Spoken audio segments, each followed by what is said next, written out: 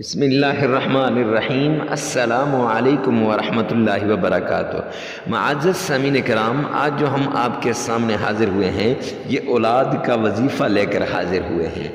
آپ نے پریشان نہیں ہونا ہے، صرف ایک تسبیح پڑھ لیں، پھر کمال خود دیکھیں۔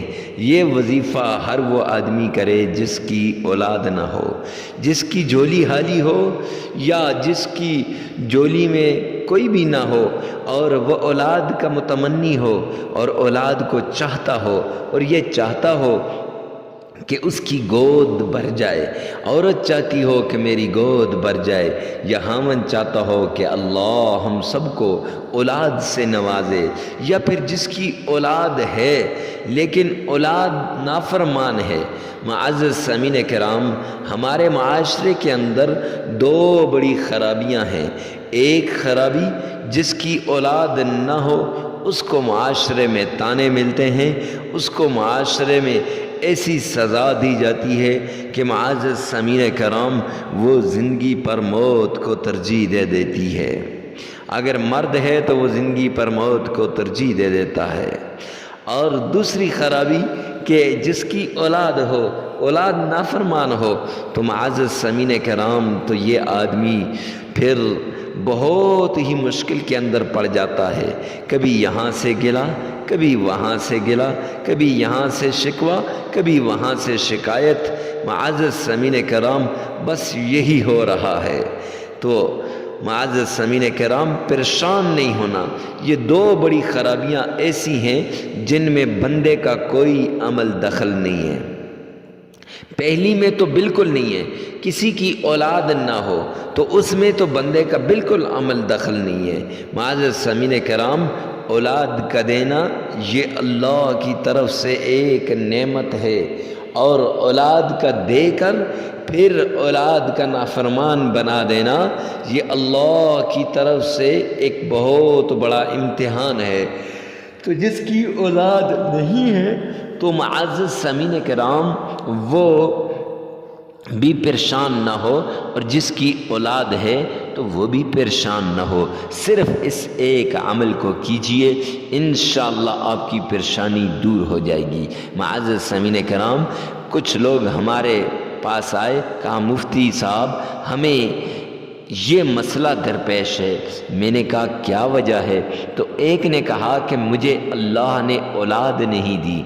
بڑے پیروں کے پاس گئے، فقیروں کے پاس گئے، علماء کے پاس گئے، بڑے طبیبوں کے پاس گئے، حکماء کے پاس گئے، لیکن اولاد نہیں ہو رہی۔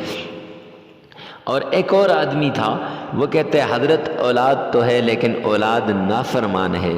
تو آپ بھی سن لیجئے، نافرمان اولاد والے بھی سن لیں، جن کی اولاد نہ ہو وہ بھی سن لیں، صرف یہ ایک عمل کر دیجئے۔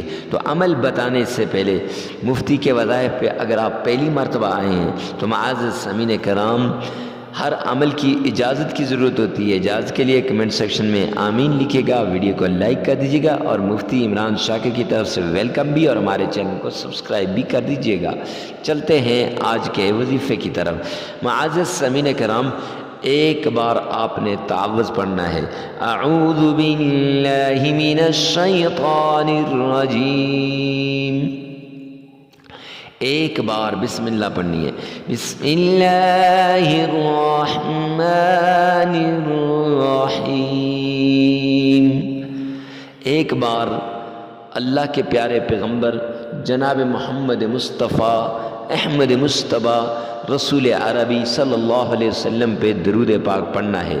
محبت کے ساتھ، عقیدت کے ساتھ، الفت کے ساتھ، پیار کے ساتھ پڑھیے گا۔ اللہم صلی علی محمد وعلی آل محمد۔ معزز سامعین کرام، صلی اللہ علیہ وآلہ وسلم یہ بھی ایک درود پاک ہے، تو آپ جون سا بھی درود پاک پڑھیں وہی بیسٹ ہے۔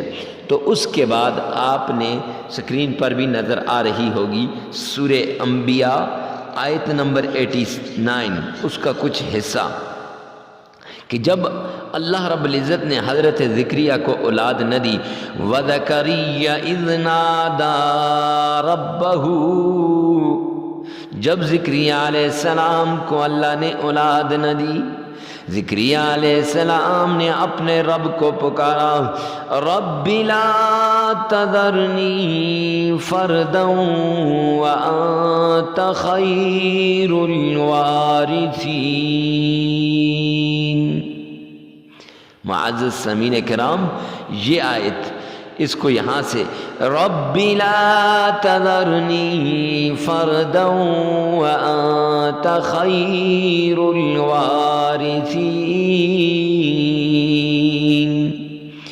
اس کو آپ نے 313 مرتبہ پڑھنا ہے۔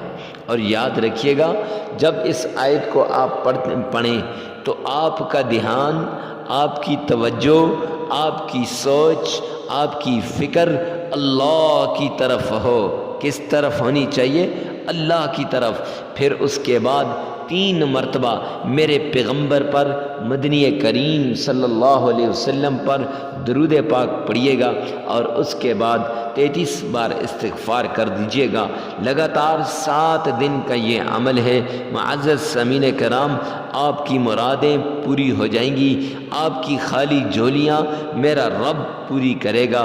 میرا رب جس طرح زکریا علیہ السلام کو اللہ نے اولاد دی اور زکریا علیہ السلام کو اللہ سبحانہ و تعالی نے اولاد سے نوازا، اس طرح میرا رب آپ کو بھی اولاد عطا فرمائے گا اور اولاد سے نوازے گا۔ معزز سامعین کرام، تو ثواب کی نیت سے صدقہ جاریہ سمجھ کر ویڈیو کو شیئر کرنا نہ بھولیے گا۔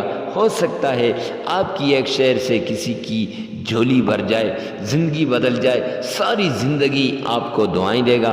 اللہ رب العزت عمل کی توفیق عطا فرمائے۔